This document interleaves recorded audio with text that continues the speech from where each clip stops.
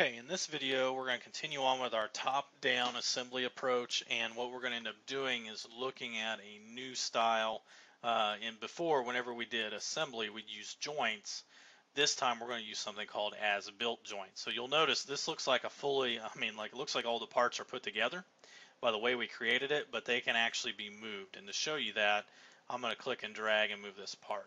So that doesn't mean they're all in place, but they're not fully assembled. They're not constrained together. So I'm going to go ahead and hit Control Z to bring that back to its position. So we don't want to move components when we do that, and we want to make sure our top level of our file is activated.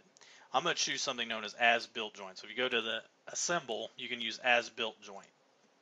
Okay, it works very similar to, and before we start doing that, we need to make sure one of our components is grounded. So I'm going to right click on the base, and I'm going to make sure it's grounded. So you want to make sure you got the little thumbtack right there.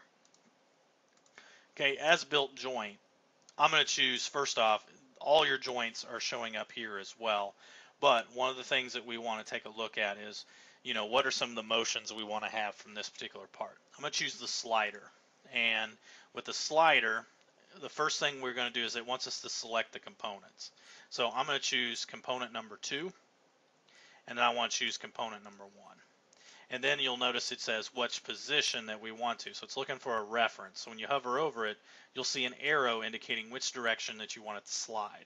I'm going to choose this top edge right here as a reference edge for which that would go through and slide. And then it's looking for an origin point to where it would start sliding from. So I'm going to choose the one right here in the middle, and there you'll see the animation that shows when that happens. I'm going to go ahead and say OK.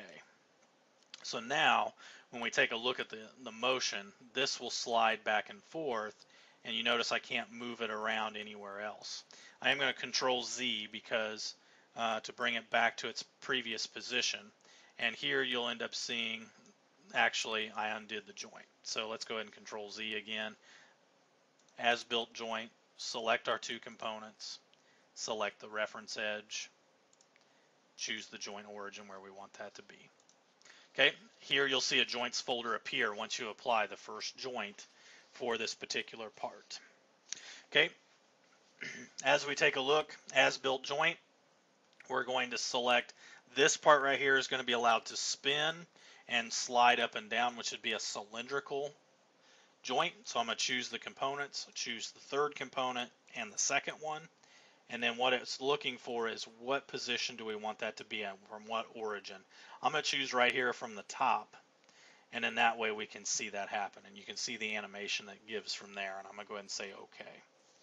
The last one that we end up having as built is going to be the rigid joint. So I'm going to choose to do rigid. This component, the fourth one, is going to stay rigid inside of the third one, and I'm going to say OK. So here's what you're going to end up seeing is as I kind of do this, this will slide back and forth. If I go through and lock the slider, this allows me to do some turning as well. Excuse me. So as we take a look, here's our sliding that can kind of happen as well. And it moves up and down because of that cylindrical. However, it does go through. There's no joint limits to control what has happened. So here's what I'm going to end up doing is I'm going to go to revert position to bring it back up here in that particular case. And I'm going to, and it's going to unlock the slider.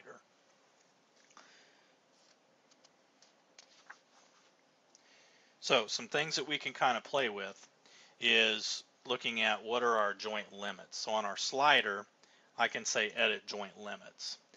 Maybe I want my minimum to be, so we know that we're right here in the middle. The entire length of this is 100. So if I go 50 on my, and again, we may want to take a look at this. 50 may be a little bit too much. Maybe we need to back that down to about 45. And even then, 40 probably looks a little bit better. There we go. And then the maximum we want to be in the same case, 40. So, or negative 40 in this case. There we go. So the minimums, usually Fusion likes the minimums to be on negative values, and then it wants the maximums to be positive values, and I'll say OK.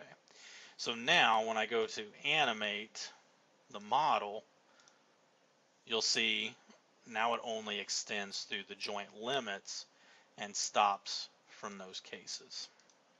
I'm going to hit cancel. The cylinder, when I edit the joint limits rotation, I want that rotation to be able to go a full amount. So when I animate, I want that to be able to spin around all the way 360 degrees. So I'm going to go ahead and set that as such. I'm going to stop the animation, and then I'm going to change over to slide. So if I hit the drop down, the minimum that I can slide down, and I may have to look at this, would be a negative, let's try a negative 20. There we go.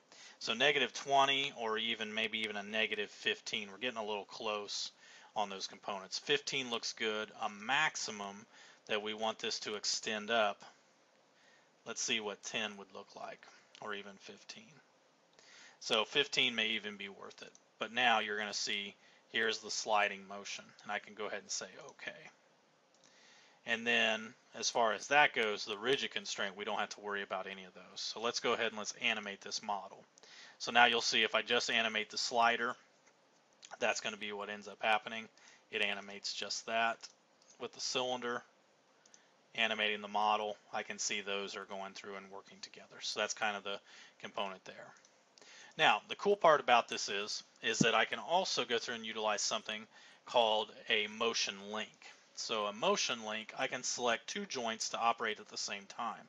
I can choose the slider, and I'm going to choose the cylinder. So there is our particular case. Now, I don't really want the rotation as much as I want the sliding motion as well. So the only issue is I want the slider on the Z, and again, we have to set a distance.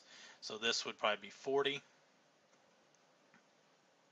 And then the slide Z looks like 10, and I think we ended up setting about 15 on it. So we can go ahead and change that to 15 to make that happen.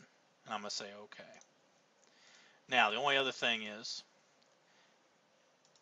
when I go to animate my model now, there is now both of those working together at the same time. So let me go ahead and look at, let's do a motion link, and I'm going to go ahead and select the slider, and I'm going to expand the cylinder, and I'm also going to choose the angle. See if it'll let me do that. Or actually, I'll choose the cylinder one more time, and the rotation and the slide, and I'll say OK. So now I have two motion links. Now if I animate the model from the slider, I get a sliding movement and a rotational movement by utilizing the two motion links that are there. So just something kind of cool. The as-built joint allows you to take parts that are already kind of built together, and they can be constrained together, and then also looking at some of those things. Again, some of these motion assembly, motion studies and everything like that can be done. You can record these motions and things like that. There's a lot of different things you can do with it, but I just wanted to show you kind of a neat little approach to how this kind of works. And you know, and a top-down assembly approach, and then how you can use as-built joint to kind of help make things a little bit easier on yourself, and then also editing joint limits. And then you can tell with the motion link, as you click and drag, this is the kind of stuff that we're getting. So hopefully this helps, and just wanting to go through, provide a little definition to the difference between bottom-up and top-down modeling.